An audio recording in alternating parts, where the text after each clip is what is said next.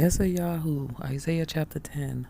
Woe unto them that decree unrighteous decrees, and that write grievousness which they have prescribed, to turn aside the needy from judgment, and to take away the right from the poor of my people, that widows may be their prey, and that they may rob the fatherless.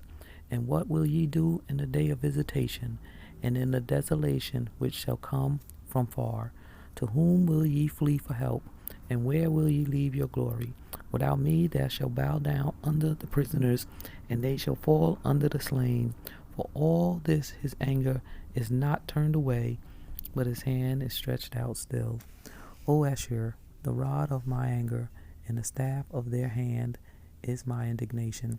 I will send him against the hypocritical nation, and against the people of my wrath will I give him a charge to take the spoil, and to take the prey, and to tread them down like the mere of the streets.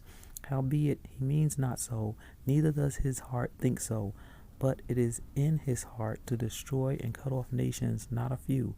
For he says, Are not my princes altogether kings? Is not Kao as Carmisht, and not Chamath as Arpad? Is not Shimaron as Damascus? As my hand has found the kingdoms of the idols, and whose graven images did excel them of Yerushalayim and of Shimaron, shall I not, as have I done unto Shimaron and her idols, so do to Jerusalem and her idols? Wherefore it shall come to pass that when Adonai has performed his whole work upon Mount Sezon and on Jerusalem, I will punish the fruit of the stout heart of the king of Asher, and the glory of his high looks.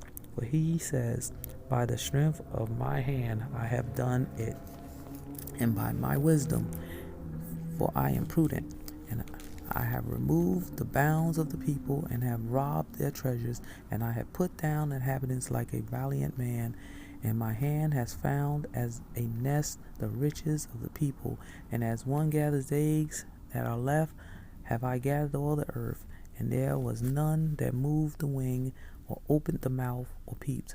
Shall the axe boast itself against him that whirls therewith? Or shall the saw magnify itself against him that shakes it? As if the rod should shake itself against them that lift it up, or as if the staff should lift up itself, as if it were no wood. Therefore shall Yahuwah Sabaoth send among his fat ones leanness, and under his glory he shall kindle a burning like a burning of a fire, and the light of Yasharel shall be for a fire, and his Holy One for a flame, and it shall burn and devour his thorns and his briars in one day, and shall consume the glory of his forest and of his fruitful field, both soul and body, and they shall be as when the standard bearer faints. And the rest of the trees of his forest shall be few, that a child may write them. And it shall come to pass in that day that the remnant of Asherah, and such as are escaped of the house of Yaakov, shall no more again stay upon him that smote them, but shall stay upon Yahuwah, the Holy One of Yasharel, in truth. The remnant shall return, even the remnant of Yaakov, unto El Gabor.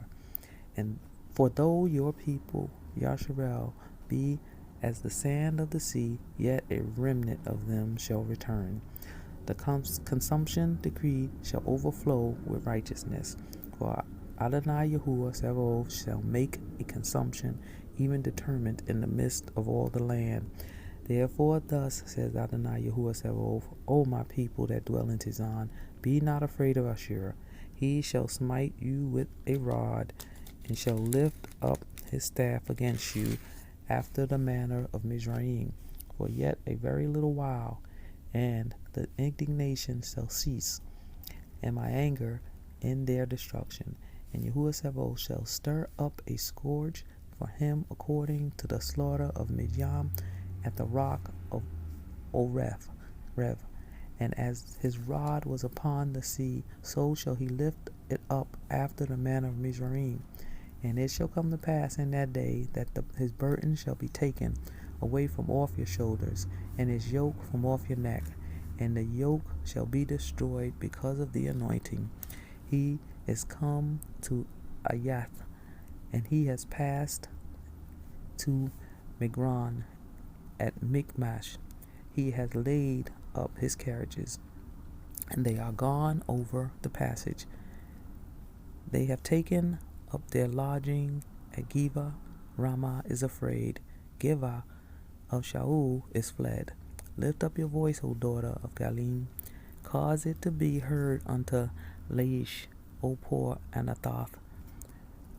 Madmanah is removed, and the inhabitants of Gibeon gather themselves to flee. As yet shall he remain at Nov that day. He shall shake his hand against the mount of the daughter of Sizon, the hill of Jerusalem. Behold, Adonai Yahuwah shall lop the broth with terror, and the high ones of statue shall be hewed down, and the haughty shall be humbled. And he shall cut down the thickets of the forest with iron, and Lebanon shall fall by a mighty one.